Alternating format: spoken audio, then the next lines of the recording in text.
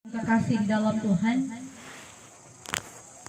sudah pasti kalau kita mau bepergian dengan reladio lalau, ya biasanya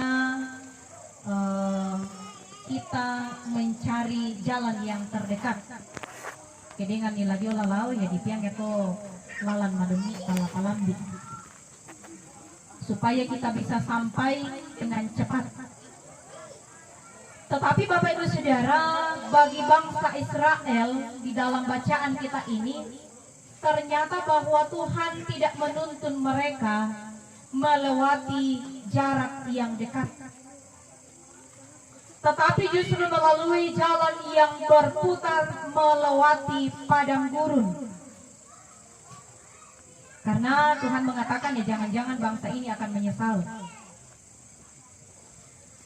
Tuhan melakukan semuanya itu untuk melatih iman mereka, Bapak Ibu Saudara, untuk menerima kepemimpinan Allah di dalam hidup mereka. Iman itu sudah ditunjukkan dengan kesediaan mereka keluar dari tanah Mesir sambil membawa tulang-tulang Yusuf, nenek moyang mereka, supaya dikuburkan di tanah perjanjian. Jadi Yusuf sebelum meninggal sudah memerintahkan, memang ketika hendak meninggalkan tanah Mesir, tulang-tulangnya juga akan dibawa. Karena memang menurut Yusuf bahwa di tanah Mesir itu bukanlah tanah perjanjian. Jadi Bapak Ibu Saudara, mereka sudah mempercayai janji Allah di dalam perjalanan mereka. Nah, sekarang bangsa Israel di sini belajar mempercayai akan cara Allah di dalam memimpin kehidupan mereka.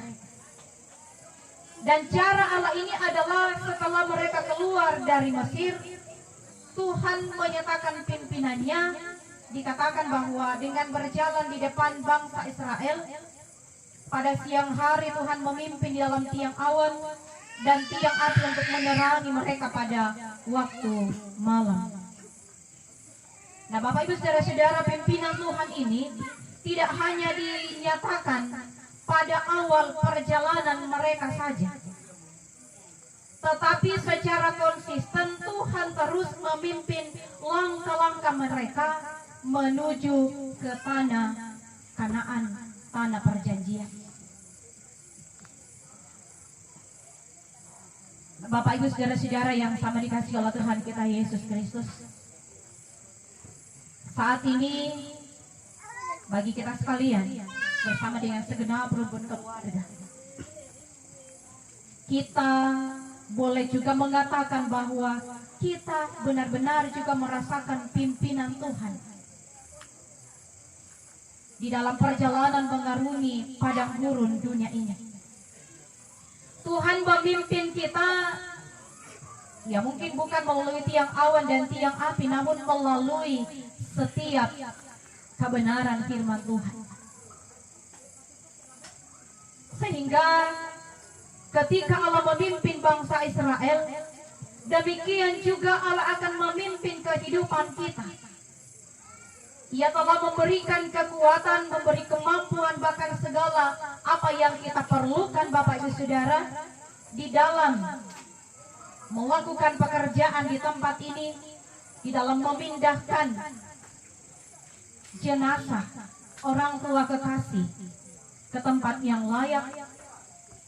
Ini semua dilakukan demi kecintaan kita ataupun demi penghormatan kita kepada orang-orang tua kita yang telah pergi mendahului kita. Sekalipun Bapak Ibu Saudara kita tidak melihat tiang awan dan tiang api dari Tuhan, tetapi kita boleh merasakan hingga harapan kita boleh terwujud sampai sekarang, bahwa mungkin ya keluarga sudah lama merencanakan akan hal ini, sudah lama dambaannya untuk menyatukan tempat pemakaman orang tua kekasih kita. Sehingga Bapak Ibu Saudara, semuanya ini boleh jadi oleh karena pimpinan Tuhan di dalam kehidupan kita. Karena itu mari kita memandang semuanya ini Bapak Ibu Saudara di dalam mata iman kita sebagai umat-umat Tuhan.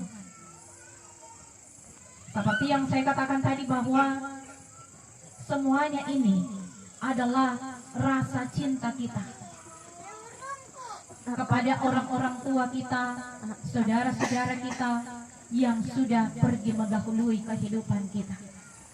Dan bagi kehidupan sekalian kita Bapak Ibu Saudara yang masih diberikan kesempatan sampai pada hari ini, kita pun percaya sesuai dengan kebenaran firman Tuhan bahwa suatu kelak nanti kita akan dikumpulkan bersama-sama dengan orang-orang baik yang telah mati di dalam Tuhan maupun yang masih hidup sekarang, semuanya akan dikumpulkan bersama dengan Bapa di sorga.